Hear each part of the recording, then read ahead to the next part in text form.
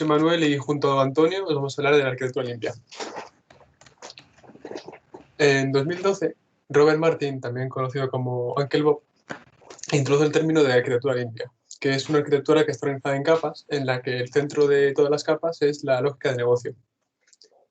Y la finalidad es aislar la lógica de la aplicación de los detalles de implementación, haciéndola así más escalable y mantenible. Y bueno, antes de entrar en detalle en cómo funciona la arquitectura limpia y los detalles, veros un poco del contexto y qué arquitecturas había antes de esta. No sé si se quedó bien en la pantalla. A mí me cambió. A mí no me cambió, por ejemplo. ¿Ahora? Ahora sí. Ahora, vale. La arquitectura clásica anterior a la limpia es la de la multicapa, que como todos sabréis, engloba un conjunto de arquitecturas organizadas en capas de forma jerárquicamente. Entonces, las capas que están por encima de otras, las capas dependen, la de arriba dependen de las de abajo, de forma que las de abajo no puedan depender nunca de las de arriba.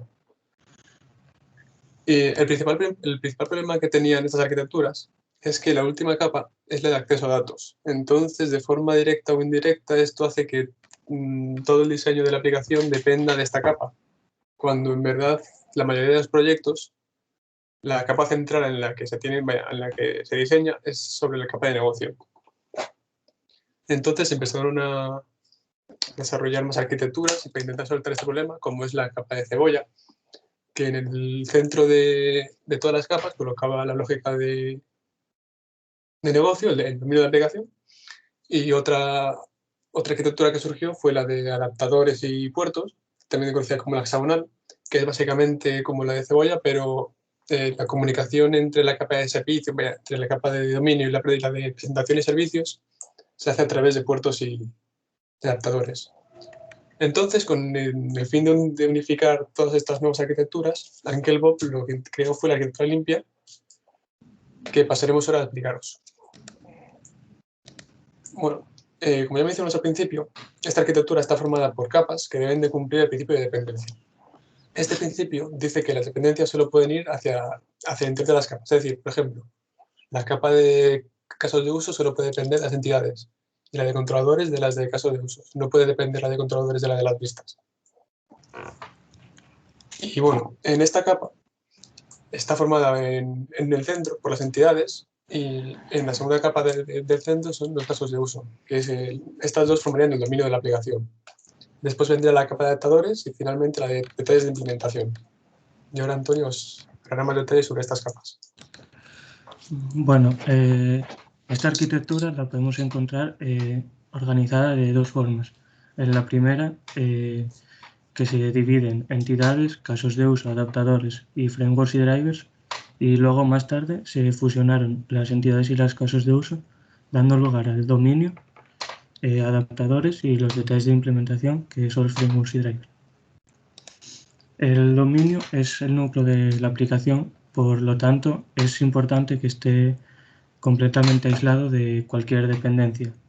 De esta forma surgen las entidades, que son la lógica de negocio empresarial, que es aquella lógica que existe aunque no tengamos una aplicación para automatizar los procesos. Es decir, en una compañía esa lógica existe antes de tener una aplicación. Contienen datos y reglas del negocio y estas reglas lógicas se comparten entre todas las aplicaciones de la compañía. Los casos de uso los forma la lógica de la aplicación, que es inerte a cada aplicación, es decir, que es independiente a cada aplicación. Existe debido a que creamos una aplicación y tenemos que utilizar esta lógica. Los adaptadores son los mecanismos que transforman la información a un lenguaje que sea interpretable por la capa de destino. Por ejemplo, te llega algo de la lógica y los adaptadores lo transforman para que esto pueda ser leído por una base de datos, un servidor o un framework.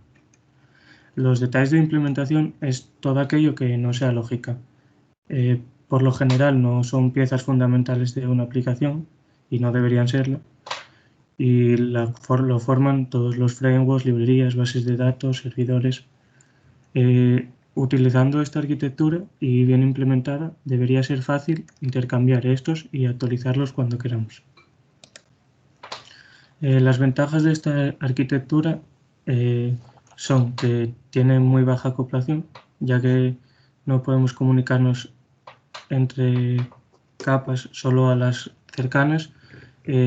Cambiar un framework o una librería debería ser muy fácil. La interfaz de usuario también se tiene que intercambiar fácilmente, ya que utilizando frameworks de interfaces sería lo mismo. La base de datos es independiente, ya que a esta no le afectan las reglas de negocio ni a las reglas de negocio la base de datos.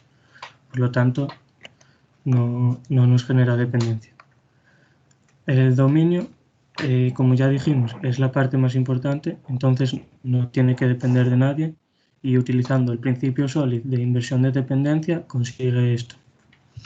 Y el testeo, las reglas de negocio son fáciles de testear porque como no tenemos dependencias con interfaces, bases de datos ni nada, podemos probarlas solo las reglas.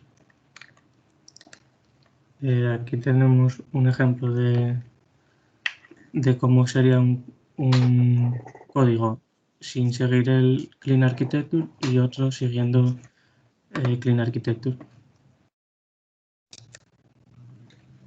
Bueno, en conclusión, la arquitectura limpia nos permite estructurar la aplicación de manera muy organizada y separando muy bien la lógica de cada capa, por lo que es muy útil para aplicaciones que tienen una duración de vida media larga y cuyas librerías y frameworks van a ser actualizadas o reemplazadas en un futuro. Y bueno, hasta aquí nuestra presentación. Si tenéis alguna pregunta. Ok, pues vamos a empezar el turno de preguntas.